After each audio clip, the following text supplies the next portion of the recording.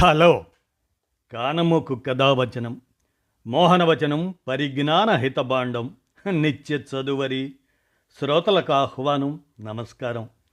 చదవదగునెవరు రాసిన తదుపరి చదివిన వెంటనే మరువక పలువురికి వినిపింపబూనిన అది ఏ పరిజ్ఞాన హితబాండమవుపో మహిళ మోహనవచనమై విరాజిల్లు. పరిజ్ఞాన హితబాండం లక్ష్యం ప్రతివారీ సమాచార హక్కు. ఆస్ఫూర్తితోనే ఇప్పుడు మిత్రహిత సేకరణాంశంగా షష్ఠి పరిపుష్ట సామెతల కథ అనేటువంటి ఈ అంశాన్ని ఇప్పుడు మన కానమోకు కథావచన శ్రోతలకు షష్ఠి పరిపుష్ట సామెతల కథ. ఇక వినండి ఈ కథను. 60 సామెతలతో అందమైన కథ ఇది. ఇది మిత్రహిత సేకరణాంశం. ఇక వినండి, కథలోకి ప్రవేశిద్దాం. ముఖ్యంగా సామెతలు అనేవి ఎట్లా, ఇది కథ 60 సామెతలతో అందమైన కథ అంటూ ముందు ఇక చెప్పేవాడికి వినేవాడు లోకువ. ఇక వినండి మీరే మరి. కడుపు దించుకుంటే కాళ్ల మీద పడుతుంది అంటూ గొణుగుతూ అప్పుడే ఆఫీసు నుంచి వచ్చిన భర్త కాంతారావు గారికి కాఫీ తెచ్చి ఇచ్చింది సుమతి. ఏంటోయ్, నీలో నువ్వే గొణుక్కుంటున్నావు, ఏంటో అర్థమయ్యేట్టు చెప్పొచ్చు కదా అన్నారు ఆయన. ఏం చెప్పమంటారు, చిలక్క చెప్పినట్టు చెప్పాను మీకు, విన్నారా? మీ అక్కగారి నోట్లో నువ్వు గింజ దాగదు అని నా మాట వినకుండా ఆవిడ చెవిలో ఊదారు. ఆవిడ సంగతి తెలిసిందేగా. తిరిగే కాలు తిట్టే నోరు ఊరుకోదని, మన అమ్మాయికి కుజదోషం ఉందని ఆవిడ ఊరంతా ఠామ్ ఠామ్ చేస్తుంది. ఒకరిని అనుకోని ఏం లాభం, మన బంగారం మంచిదవ్వాలి కానీ ఇక దీనికి పెళ్ళైనట్టే అంది సుమతి. అవునా, మా అక్క అలా చెప్పదే ఎవరికి, అనుమానం పెనుభూతం. అనవసరంగా అపార్థం చేసుకోకు. మీ పుట్టింటి వాళ్ళు ఏమైనా చెబుతున్నారేమో కనుక్కో. జాతకం రాయించింది మీ తమ్ముడేగా అన్నాడు కాంతారావు. ఊరి మంగళం మీద పడ్డట్టు ప్రతిదానికి మా అన్నదమ్ముల్ని ఆడిపోసుకోవటమే మీరు. ఆడలేనమ్మ మధ్యల గోల్లాగా. అయినా మా తమ్ముడేం మీ అక్కయ్యలాగా ఎవరికి చాటింపులేసే రకం కాదు అంది సుమతి. ముంజేతి కంకణానికి అర్థమేలా? అయినా ఇప్పుడు ఆ గోలాపి అసలు సంగతికి రా. ఇంతకీ నీ బాధ మీ అక్క అందరికీ చెబుతుందనా, మన అమ్మాయి పెళ్లి కావడం లేదనే? చెవిలో జోరిగలాగా నచ్చపెట్టకుండా ఏదో చెప్పు ముందు అన్నాడు కాంతారావు. ఇంకేముంది చెప్పటానికి, మీకెప్పుడు కడుపే కైలాసం, ఇల్లే వైకుంఠం. నా మాట ఎప్పుడైనా పట్టించుకున్నారు గనుకనా అమ్మాయికు మంచి సంబంధం వాకప్ చేద్దామని కానీ, అల్లుడి కాళ్ళు కడిగి కన్యాదానం చేద్దామని కానీ ఆలోచనే లేదు అంది సుమతి నిష్ఠూరంగా. పిచ్చిదానా, కళ్యాణం వచ్చినా కక్కొచ్చినా ఆగదే. ఆ గడి రాలేదింకా మన పిల్లకి అన్నాడు తాఫీగా. అబ్బబ్బా, మీకు చెప్పి చెప్పి నా తలప్రాణం తోక్కొస్తుంది. చెవిని ఇల్లు కట్టుకొని పోరినా వినిపించుకోరు. మీ పెదనాన్న కొడుకు చూడండి, ఎంతక్క 2 ఏళ్లలో 2 ఆడపిల్లలు పెళ్ళిళ్ళు చేసి గుండెల మీద కుంపటి దించేసుకున్నారు. కాస్త ఆయన ఎరికలో ఏమైనా మంచి సంబంధాలు ఉన్నాయేమో అడగండి అంది సుమతి. వాణ్య, వాడు ఉపకారం అంటే ఊళ్ళోంచి పారిపోయే రకం. వాడి నుంచి నేను సహాయం ఆశించడం ఇసుకలో నుండి నూనె పిండినంత. అయినా వాడు అయిన వాళ్ళకి ఆకులు, కాని వాళ్ళ కంచాల్లో పెట్టే తరహా. వాడిని చచ్చినా అడగను అన్నాడు కాంతారావు. అయ్యో, అలా అనుకుంటే ఎలా అండి? వసుదేవుడు అంతటి వాడే గాడిద కాళ్ళు పట్టుకున్నాడు. ఆయన ముందు మనమెంతటి వారం? అయినా మన నోరు మంచిదైతే ఊరు మంచిదవుతుంది. మీరోసారి ఫోన్ చెయ్యండి, ఆ తర్వాత అందితే జుట్టు, అందకపోతే కాళ్ళు పట్టుకుందాం అంది సుమతి. వాడి గురించి అరటిపండు వలిచి చేతిలో పెట్టినట్లు చెప్పినా నీకు అర్థం కావటం లేదు. సరేలే, తుమ్మితే ఊడిపోయే ముక్కు ఉన్నా ఒకటే, పోయినా ఒకటే. నీ తృప్తి కోసం వాడిని అడుగుతాను. ఆ ఫోన్ ఇటు తీసుకురా. హలో అన్నయ్య, నేనురా కాంతారావుని. ఎలా ఉన్నావు? అమ్మాయిల దగ్గర నుంచి ఫోన్లు వస్తున్నాయా? కులాసాగా ఉన్నారా? ఏమీ లేదు. ఈ ఏడు మేము మా శ్రీవల్లికి సంబంధాలు చూడటం మొదలెట్టాము. నీ ఎరికలో ఏమైనా మంచి సంబంధాలు ఉంటే చెప్పమని మీ మరదలు అడగమంటే అందుకని ఫోన్ చేస్తున్నాను నీకు. మేనరికమా? లేదన్నయ్య, నీకు తెలియందేముంది? పెరటి చెట్టు వైద్యానికి పనికిరాదు. అయినా వాడిని గారాబంతో చెడగొట్టింది అక్క. మొక్కై వంగనిది మానై ఉంగుతుందా? వాడికి ఇంకా ఉద్యోగం సద్యోగం లేదు, స్థిరపడలేదు.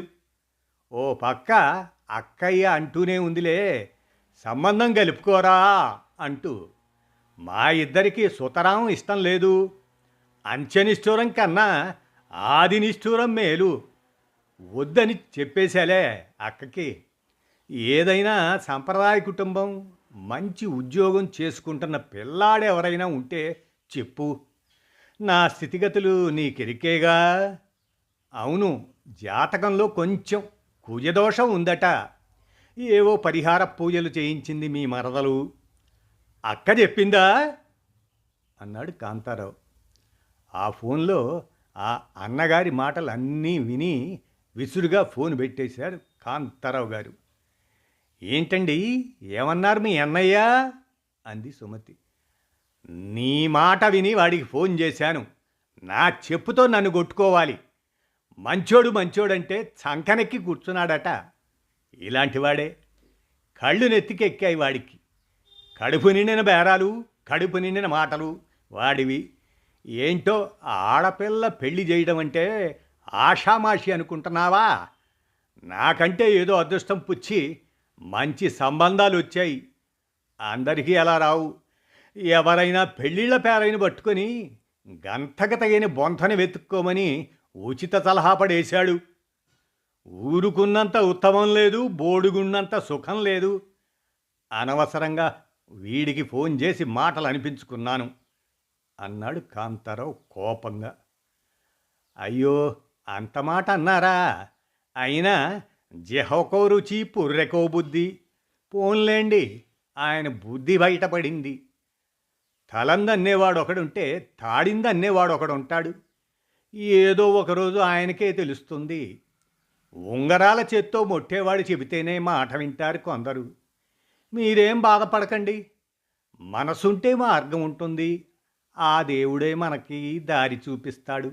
చెప్పటం మర్చిపోయా, నా చిన్నప్పటి స్నేహితురాలు పార్వతి, ఏది ఆ ఊరు అమ్మాయి, నిన్న గుళ్ళో కనపడింది. తనకు తెలిసిన మంచి సంబంధాలు ఉన్నాయట. ఈరోజు మన ఇంటికి వచ్చి చెప్తానంది. చూద్దాం తనేం చెబుతుందో. విత్తం కొద్దీ వైభోగం, పైగా మన దురదృష్టం గోరు చుట్టు మీద రోకలిపోట్లాగా పిల్లకి కుజిదోషం ఒకటి. అది కప్పెట్టి పెళ్లి చేయలేం కదా అంది సుమతి. మర్నాడు కాంతారావు ఆఫీసు నుంచి రాగానే ఆనందంతో ఎదురెళ్ళింది సుమతి. ఏంటోయ్, గాజుల కళకళ గుమ్మంలోనే ఎదురైంది. కొంపదీసి ఉదయం నేను నక్కని తొక్కి వెళ్ళినట్టున్నాను అన్నాడు చమత్కారంగా. పోండి, మీకెప్పుడు వేళాకోళమే. ముందులా కూర్చొని కాఫీ తాగుతూ నేను చెప్పే విషయం సావధానంగా వినండి. ఈ చెవితో విని ఆ చెవితో వదిలేకండి అంది. ముద్దొచ్చినప్పుడే చంకెక్కాలి అనుకుంది సుమతి. బుద్ధిగా చేతులు కట్టుకొని ఇప్పుడు చెప్పు అన్నాడు కాంతారావు. నిన్న నా స్నేహితురాలు పార్వతి గురించి చెప్పాను కదా.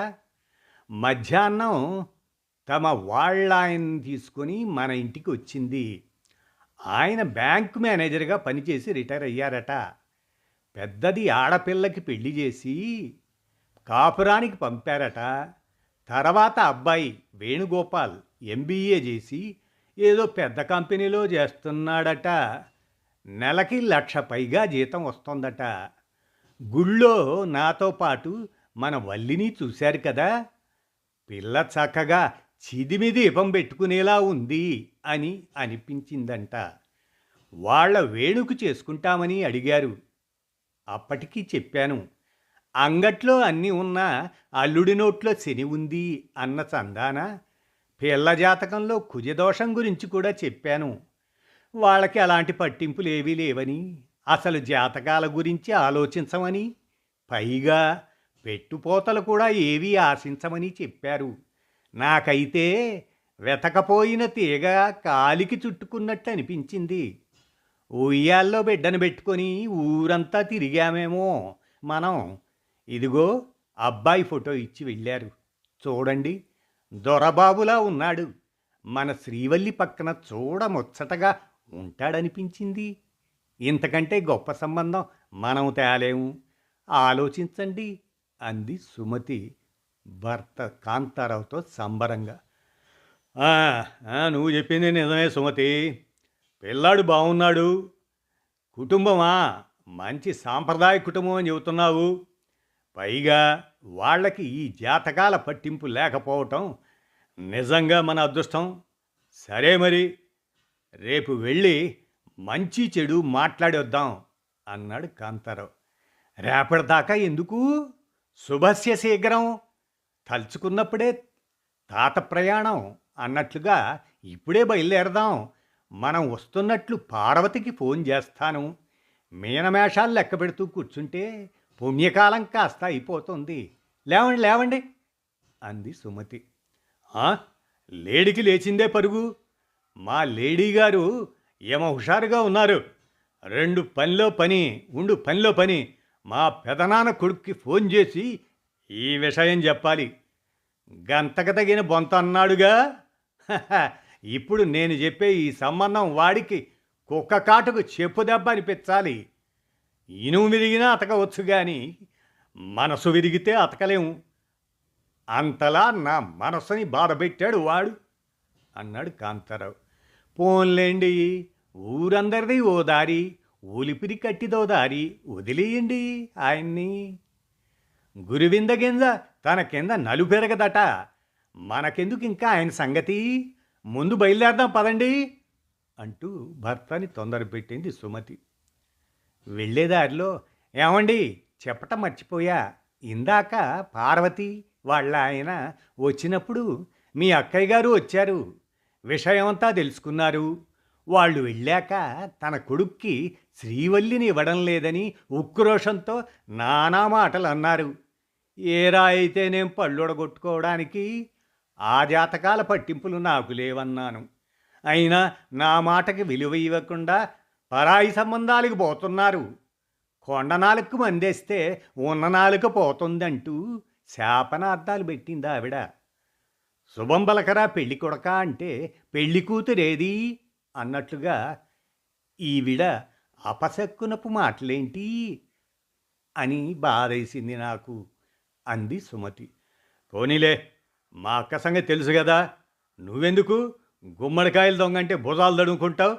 పట్టించుకోకు. గుడ్డి గుర్రానికి పళ్ళు దోమటం తప్ప దానికి వేరే పని పాట లేదు. పనిలేని మంగలి పిల్లి తల ఉరిగినట్టు అది అలా వాగుతూనే ఉంటుంది. వదిలేయి, తన మాటలు ఎప్పుడూ ఉండేవేగా అంటూ భార్యను ఓదార్చాడు. పెళ్లి చూపులైపోవటం, పెళ్లి మాటలు మాట్లాడుకోవటం, ఆకాశమంత పెళ్లి పందిరిలో భూదేవంత అరుగు మీద కాంతారావు సుమతి దంపతులు పెళ్లి కొడుక్కి కాళ్ళు గడిగి కన్యాదానం చేయటం అయిపోయి అమ్మాయిని అత్తగారింటికి సాగనంపారు. పై పంచెతో చెమర్చిన కళ్ళని తుడుచుకుంటూ, అందరి కాళ్ళు మొక్కినా అత్తారింటికి పోక తప్పదు కదా అంటూ అనుకున్నాడు ఆడపిల్ల తండ్రి. ఈ జాతకాలు కుదరటం లేదనే వంకో, ఈ కుజదోషం కారణంగానో చాలామంది ఆడపిల్లలకి సరైన సమయంలో వివాహం కాకపోవడము, అసలు వివాహాలే కాకపోవడం జరుగుతుంది.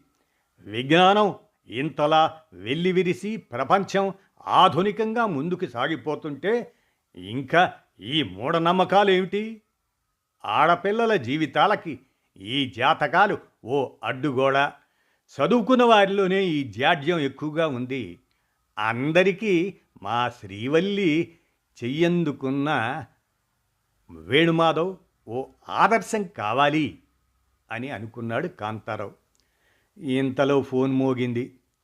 ఈ పెళ్ళికి పిలవలేదుగా, అందుకే ఈ సంగతి తెలియక కాంతారావు పెద్దనాన్న కొడుకు, ఒరేయ్ కాంతారావు, మీ అమ్మాయికి ఏదైనా సంబంధం ఉంటే చెప్పమన్నావుగా, ఇక్కడ ఈ సేవలో పనిచేస్తుంటాడు, నెలకి 10,000 జీతం, అతనికి కుజదోషం ఉందట, సరిపోతుంది ఇద్దరికి, వాళ్ళ నెంబర్ ఇస్తాను, ఓసారి మాట్లాడి సంబంధం కుదుర్చుకో, నా పేరు చెబితే కట్నంలో కాస్త తగ్గిస్తారు అన్నాడు. "ఆ, అన్నయ్య, దొంగలు పడ్డ 6 నెలల కుక్కలు మురిగాయట, అర్థమైందనుకుంటాను" అంటూ ఫోన్ పెట్టేశాడు కాంతారావు. ఇదండి షష్ఠి పరిపుష్ట సామెతల కథ. మిత్రహిత సేకరణాంశంగా ఈ కథను మీ కానమూకు కథావచనం శ్రోతలకు మీ కానమూకు స్వరంలో వినిపించాను. సరదాగా విన్నారుగా. ధన్యవాదాలు.